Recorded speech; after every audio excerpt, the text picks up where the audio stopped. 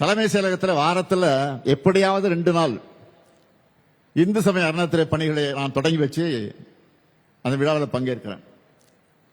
நம்ம ஆட்சியில இந்து சமயம் சார்ந்து என்னென்ன செஞ்சிருக்கோம்னு ஒரு நாள் முழுக்க பேசுற அளவுக்கு சாதனைகள் பெரிய லிஸ்டே இருக்கு. அதனால்தான் பக்தர்கள் விரும்பக்கூடிய ஆட்சியாக தான் திராவிட மாடல் ஆட்சி இருக்கு. ஆன்மீக பெரியவர்கள் விரும்பும் ஆட்சியா இருக்கு. அனைத்து சமயத்தவர்கள் நம்பிக்கைக்கும் மதிப்பளிச்சு அவன் மத உரிமைகளை காப்பாற்றுகிற ஆட்சியா நடத்திக்கிட்டு வரோம். இப்படிப்பட்ட தமிழ்நாட்டில் இந்துக்களுடைய உரிமைகள் பறிக்கப்படுறதா துளியும் உண்மையில்லாத குற்றச்சாட்டை உள்துறை அமைச்சர் சொல்வது அவருடைய பதவிக்கு கண்ணியம் அல்ல. உண்மையை சொல்லணும்னா கலவரம் செய்யவும் குழப்பம் எடுத்தவும் நினைக்கிறவங்களோட எண்ணம் தான் தமிழ்நாட்டில் ஈடேறல. அது இனியும் நடக்காது, நடக்க விட மாட்டோம். இந்த ஸ்டாலின் இருக்கிற வரை அது நடக்கவே நடக்காது.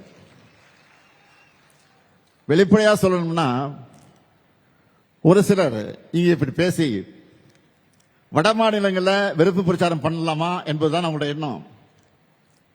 தமிழ்நாடு வந்த உள்துறை அமைச்சர் அவதூறு மட்டும் பரப்பிட்டு போகல, ஒரு நல்ல காரியத்தையும் பண்ணிட்டு போயிருக்காரு. நாம கேட்க வேண்டிய கேள்வியை அவரே கேட்டுட்டாரு. நம்மோட வேலையை அவர் ஈஸியாக்கிட்டாரு. அதுக்காக நான் அவருக்கு நன்றி சொல்ல விரும்புகிறேன். தமிழ்நாட்டில் மோடி ஆட்சி அமையணுமா வேணாமான்னு மக்களை பார்த்து அமித்ஷா கேட்டிருக்காரு. ஐயா, இதையே தான் நாங்கள் சொல்றோம். 2026 தேர்தலின் போது தமிழ்நாட்டை நாங்கள் ஆளணுமா இல்ல எங்கேயோ டெல்லியிலிருந்து நமக்கு சம்பந்தம் இல்லாதவங்க ஆளணுமா முடிவு செய்வதுதான் தேர்தல். இது தமிழர்களின் சுயமரியாதைக்கு விடப்பட்டிருக்கக்கூடிய சவால். அதிமுக கூட்டணிக்கு வாக்களிச்சா பாஜக தான் தமிழ்நாட்டை ஆளுநர் நாங்கள் சொல்லி புரிய வைக்க வேண்டிய அவசியம் இல்லை. அமித்ஷா அவர்கள் நேரடியாகவே ஒப்புதல் வாக்குமூலம் தந்திருக்கிறார்.